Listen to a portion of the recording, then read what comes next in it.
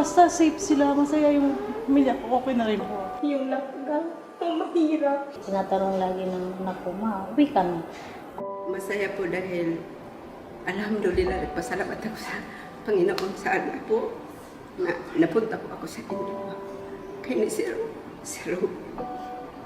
Kasi sa panahon na ganito, ma'am, na kung siguro kung wala kami mga trabaho, yung naranasan namin dito, hindi namin mararanasan sa iba eh. Iba po yung iba yung pinapakita niyo sa amin. Kakaiba po yung pakiramdam mo na parang atong na atong po ako dito sa bahay ninyo. Yun po yung ma'am, pinapasalamat ko sa Allah. At dinadasal ko po talaga noon na inshallah na makapagkaroon ako ng amo po na isang Muslim. Ma'am, thank you po, ma'am. Happy birthday. Inyong puso sa amin dito. Hindi nyo kami minaltrato na ibang tao. Pamilya. Pamilya tayo. Wala akong naramdaman na yung anuman na kahit anuman. Buti na lang kahit na yung wala na akong magulang. Parang lagi kayo nandyan. Oo. Lagi kayo nandyan. Hindi ko naramdaman na nag-iisa ako. Hindi ka nag-iisa. Gusto namin malaman muna kung kamusta ba ang COVID situation ngayon? Nag-evolve ba ang COVID ngayon? Sa Metro Manila, starting to flatten. The problem is, from Metro Manila, people will start going back to the provinces and then doon na naman sila mag-start ng mga flare-ups and clusters of flare-ups. So, in other words, ang pandemic natin will not stop in the next few weeks or months. This will go on maybe for years. Nakausap natin si Dr. Tad Evangelista, naalala mo. Tapos binigyan niya tayo ng update sa COVID, kung ano yung mga nangyayari. Ano ba ang pakiramdam mo ngayon na nahiwalay ka sa pamilya mo ng matagal na panahon? May tanong ako sa'yo, kaya mo pa? Kaya naman po ma'am, para sa pamilya ko. At sahin ko, napapasalamat ako dahil alam kong safe yung panganay ko. Yung bunso ko, may naalagaan siya ngayon doon sa museo. Nahiya ako, napapasalamat ako doon sa nagtitingin sa anak ko. Siyempre, mamiyakapin ko sila. Sabi, mimiss ko sila. Namimiss mo siya. Nakausap ko, nangungumusta lang ako, ganun lang. Sabi nila, mabuti naman, ganito, ganyan. Walang uyan kasi pandemic ngayon. Yes. Sinabi ko, kung anong sa atin ang nangyari sa buhay natin, yan ang kagustuhan sa Allah subhanahu wa ta'ala. Meron tayong papayagan na umuwi. Isa sa mga kasamahan mo. Sino sa tingin mo yung dapat nang umuwi? Sa tingin ko parang ako. Talaga? Kasi po sobrang lahi po sa akin. Parang feeling ko, ako na lang.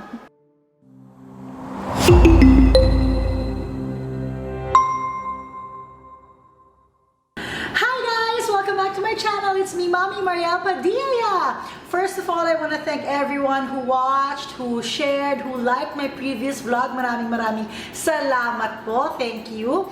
And I hope that you guys like this one as well. Today is a very special day because today Gabriela is 1 year old.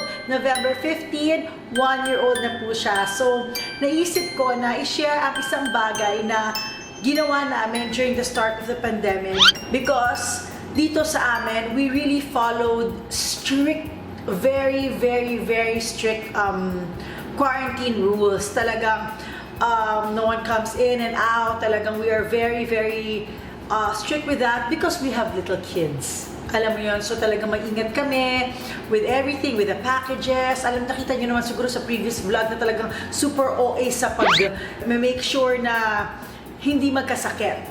So, another thing na kinailangan namin gawin is to limit the exposure of the people na lumalabas at pumapasok sa bahay. So that means walang nakakalabas at nakakapasok. That includes yung mga kasama namin dito sa bahay. Now, syempre napakahirap rin nun para sa kanila. Kasi kahit na naiintindihan nila, kahit na we explain to them, sa simula pa lang, in-explain namin sa kanila kung ano yung COVID-19, kung ano yung nangyayari sa mundo, napapanood nila sa news. Pero syempre, dahil tao sila, they long for their family. Namimiss nila yung mga pamilya nila. Ang naisip namin, syempre, mag-aalala sila, ang dami-daming nangyayari. So, mag-aalala sila sa mga pamilya nila. And we wanted to remove that worry away from them para hindi na nila yun iniisip. Siyempre, isipin nila, naku, paano na yung pamilya ko? Baka naman sila naman yung ma-COVID doon sa labas, safe na ako, pero baka naman sila, magkasakit sila doon. So, Robin decided to take them under his wing. There's a place wherein Robin takes care of a few Muslim families. And for the very first time, they opened the doors to Christians, to Catholics like myself, for our staff. It is because they are also sacrificing so much for their families. It is because they have showed us loyalty. Meron silang, napakita sila ng pagmamahal sa amin at gusto namin suklian ng pagmamahal din yung ipinapakita nilang pagmamahal at mabuting serbisyo sa amin. So that's why Robin decided to take them under his wing. At ito, makikita nyo slowly kung paano nila binild yung mga bahay nila, paano nila napaganda yung mga bahay nila, paano nila pinuno yung bahay nila tuwing magbibingo kami, may konting mga gamit na nadadagdag, yung mga tiles na nanggaling dito sa bahay. So, sobrang memorable talaga dahil yung tiles na ginamit dito sa bahay, ando na sa mga bahay nila ngayon. Talagang hands-on din sila sa pintura, sa lahat. So, nakakatuwa kasi di ba lahat naman tayo, ang ina-aspire natin is to have a certain security. Di ba? Ina-aspire natin na magtrabaho tayo para mabigyan ng magandang kinabukasan ng ating pamilya, para mabigyan sila ng bahay. And our girls were able to do that for their family, and it is because of their hard work that they were able to achieve that. So, here it is. Natulungan kami lumipat dito. Safe ka and then welcome ka. Even iba yung religion namin kasi we are Christian. And yung most of the residents here are Islam. So we are welcome pa rin naman. Masaya. Nagtutulungan kami in case na may mga paglilinis. Yung common duties na para maging united kami as one. Parang helping each other. Nagpunta kami dito, sinabi ni Diyo sa amin na sinabihan siya ni Sir Robin na doon kayo tumira yung bahay na to. Kaya nga sabi ko, sige, okay lang kung doon tayo. Basta magkasama-sama tayong lahat.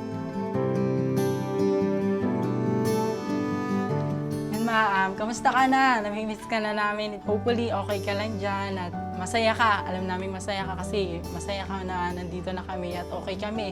Panatag at patuloy naman naming nakakausap kahit malayo ka sa amin. Thank you, Ma. Maraming salamat po. Yung sakripisyo po ni Mama, sobra po yung ginagawa niya po para sa amin.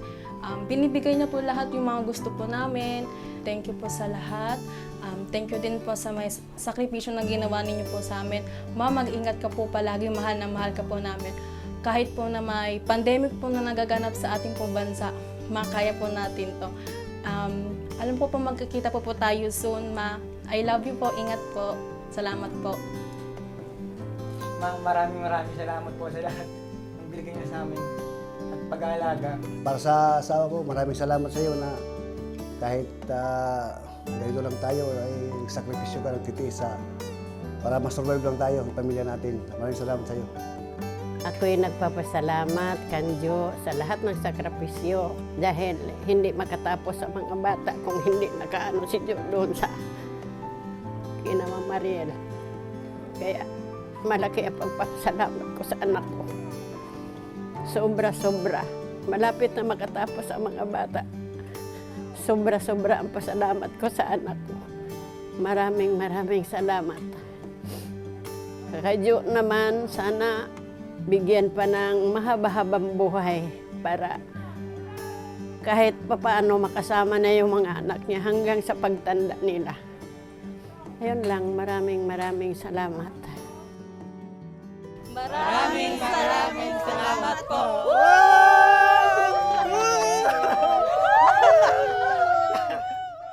One day we will look back at this pandemic and realize how extremely lucky we are that we were able to survive it. I cannot wait for that day to come. And I know that all the sacrifice that we are doing now is going to be worth it. I'll see you all again in my next vlog. Thank you so much for watching. Don't forget to like, to subscribe, and to share with all your friends. Bye!